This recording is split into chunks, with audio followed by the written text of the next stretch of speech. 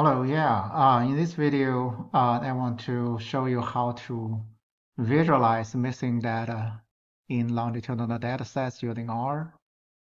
We need a couple of R libraries. So load VIM, naniar, mice, and ggplot2. And set a random seed, create a data set with 100 subjects, 4 time points, and with age, gender, and measurement, and then create the longitudinal data set. This is what it looks like. You get ID, age, gender, T1, T2, T3, T4. So this is the wide format of the longitudinal data, okay? And we can generate the missing data patterns that's missing at random, and then summarize the data set. You can see there's no missing values in age, ID, and gender, but there's some on T1, T2, T3, T4. Okay. All right. Now let's start the visualization. The first is the VIM. There's an aggregated missing data plot. Look like this. You can see it's actually messed up the natural order of T1, T2, T3, T4. It put the T3, which is the highest proportion of missingness, and then you got a T1, T4, and T2. ID, age, gender doesn't have any missing values, so you don't see any bars there. Okay. All right, so that's a quick visualization. The second one is the ggmiss_var plot. It looked like this. It also messed up the natural order. So you can see the T3 has the longest horizontal line that represents the number of missingness.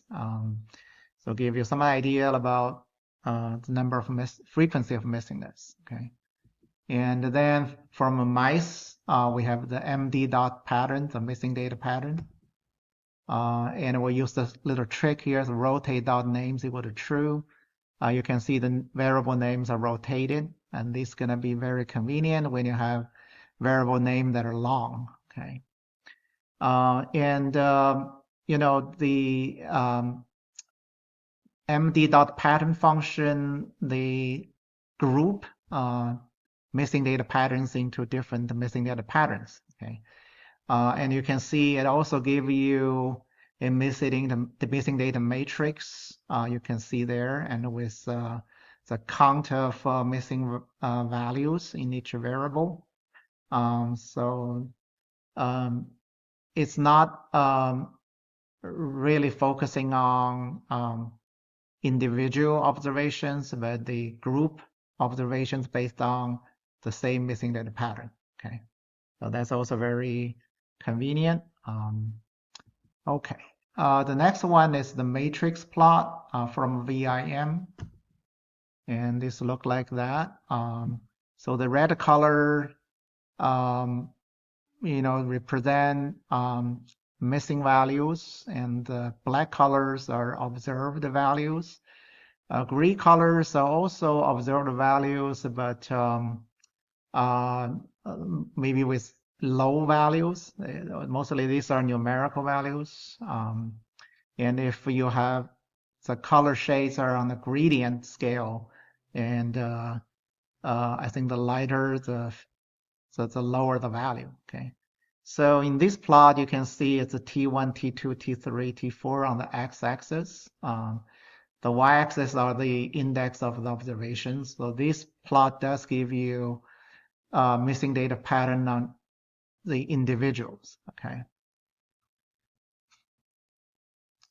Okay. And next one is the marginal plot. This plot allow you to explore missingness relationship. Now we look at T1, T2 data points. Here the red colors represent the missing data, and blue colors observe the data. And then the bar charts represent the blue and red bar charts can let you visualize whether the distributions of missing data on one variable, like the T2 here looks like it's a little bit different, on the T1 variable. So this is, we consider something related, the missing values on the T1 and is somewhat related to T2, or the missing value on T2 is somewhat related to T1, okay? But not the other, the vertical bar chart, they look the same, especially the red bar is a little bit shorter.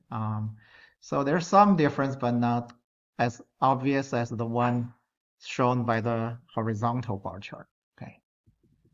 The next one is we can use the vis-miss function. Look like this. This is also like a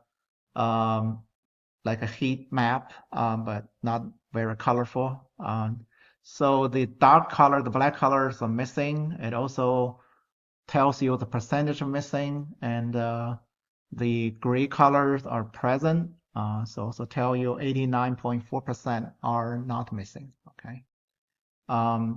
If you look at the, this is for the entire data set. If you look at the T1 and T2, you can see for T1, if those observations are missing on T1, then not necessarily predict they're going to missing, have a higher missing on T2, right? You can see a lot of black color on T1 and subsequently T2 is observed. But if you look at the other way around, looks like on the T2, if it's missing, then the T1 is more likely to be observed, right? So that's why we saw the two vertical and horizontal bar charts a little bit different. Of course, this is just an observation. So what this says is the previous margin plot allows us to really visualize and inspect and then study the potential relation between missing data on different variables, and then we can maybe have some idea about missing data patterns and missing data mechanisms. Okay. All right. Yeah, thanks for watching, and hope this video tutorial taught you a few ways you can visualize the missing values in your longitudinal data set. Thanks.